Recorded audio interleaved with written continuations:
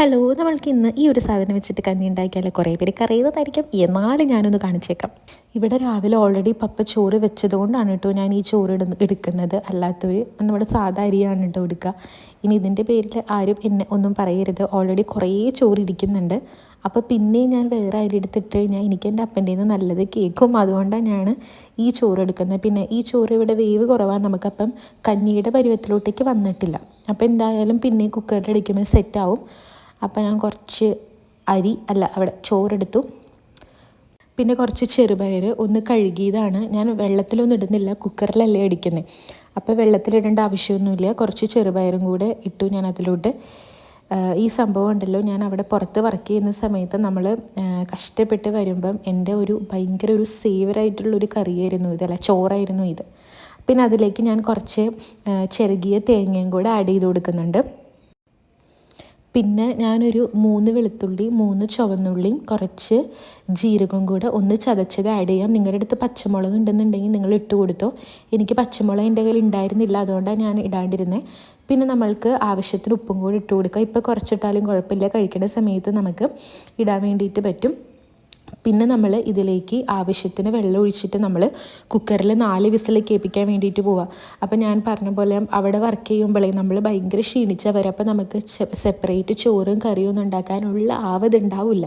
അപ്പോൾ ഈ ഒരു സാധനം എന്ന് വെച്ച് കഴിഞ്ഞാൽ ഞാൻ മിക്കപ്പോഴും രാത്രി കഴിച്ചുകൊണ്ടിരുന്നത് ഇതായിരുന്നു. ഭയങ്കര എളുപ്പം, ഒറ്റയടിക്ക് നമുക്ക് എല്ലാമായി. ഇതിൻ്റെ കൂട്ടത്തിൽ ഒരു അച്ചാറും കൂടി ഉണ്ടെങ്കിൽ സൂപ്പറായിരിക്കും.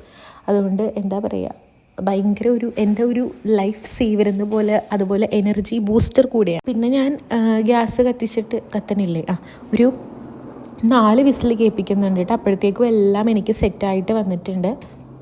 നിങ്ങളുടെ അരിൻ്റെ വേവൊക്കെ അനുസരിച്ചിട്ട് എങ്ങനെയാണെന്ന് വെച്ചാൽ നോക്കിയിട്ട് ചെയ്യട്ടെ. നന്നായിട്ട് വെന്ത് കുഴഞ്ഞ് വരുമ്പോഴാണല്ലോ ആ ഒരു പക്ക ടേസ്റ്റൊക്കെ കിട്ടാം. അപ്പോൾ അങ്ങനെ ഒരു 4 വിസിൽ കേൾപ്പിക്കുന്നുണ്ട് ഞാൻ.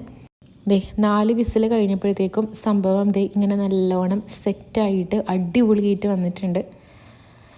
വേറെ ഒന്നും നമുക്ക് വേണ്ട. ഒരു അച്ചാറുണ്ടെന്നുണ്ടെങ്കിൽ, അച്ചാറോ ചമ്മന്തിയോ എന്താണെന്നുണ്ടെങ്കിലും അടിപൊളിയാണ്. നിങ്ങൾ ഒരുപാട് പേര് അറിയുന്നുണ്ടാകുമായിരിക്കും, അറിയാത്തവരുണ്ടെങ്കിൽ ഒന്ന് കഴിച്ചു നോക്കുക. പിന്നെ ഞാൻ കഴിക്കാൻ വേണ്ടിയിട്ട് പോവുകയാണ്. ഭയങ്കര പക്ഷെ ഒടുക്കത്തെ ചൂടാണ് ആ സാധനത്തിന്. പക്ഷേ എന്നാലും ഞാൻ കഴിക്കുവാണ്. നല്ല ടേസ്റ്റാണ് കേട്ടോ. ആരെങ്കിലും ഇങ്ങനെ ചെയ്യാത്തവരുണ്ടെങ്കിൽ ഒന്ന് ട്രൈ ചെയ്ത് നോക്കുക. നമുക്ക് തിരക്കൊക്കെ ഉള്ള സമയത്ത് ആണെന്നുണ്ടെങ്കിലും ഇങ്ങനെ ഉണ്ടാക്കി നോക്കിക്കഴിഞ്ഞാൽ ഇതവിടെ കിടന്നാകുമ്പോഴത്തേക്കും നമുക്ക് നമ്മളുടെ വേറെ എന്തെങ്കിലും, ഞാനൊക്കെ അങ്ങനെ ചെയ്തുകൊണ്ടിരുന്നത്. ഇത് അടുപ്പത്തിട്ടിട്ട് ഞാൻ പോയി കുളിച്ചതിൻ്റെ സംഭവങ്ങളൊക്കെ എന്തെങ്കിലുമൊക്കെ ചെയ്യാനുണ്ടെങ്കിൽ അതൊക്കെ ചെയ്ത് വരും. തിരിച്ച് വരുമ്പോഴത്തേക്കും സംഭവം സെറ്റായിട്ടുണ്ടോ, വേറെ ഒന്നും വേണ്ട, നമ്മൾക്ക് അടിപൊളിയായിട്ട് എന്താ പറയുക കഴിക്കാൻ പറ്റും. ഏട്ടൻ വീഡിയോ എടുത്തിട്ട് എനിക്ക് തൃപ്തി വരാത്തതുകൊണ്ട് ഞാൻ സ്വയം വീഡിയോ എടുക്കുന്നതാണ്. അപ്പോൾ എല്ലാവർക്കും അറിയാത്തവരാരെങ്കിലും ഉണ്ടെന്നുണ്ടെങ്കിൽ ഒന്ന് ട്രൈ ചെയ്ത് നോക്കുക. ഒരടിക്ക് നമ്മുടെ എന്താ പറയുക കറിയും ചോറും എല്ലാം ഭയങ്കരമായിട്ട് സെറ്റാവും. അതേപോലെ തന്നെ നല്ല ടേസ്റ്റുമാണ്. നമ്മൾ കുറേ കഴിച്ചു. ആ ഒരു കുഞ്ഞി കുക്കറിൽ നിറയെ ഉണ്ടായിരുന്നു.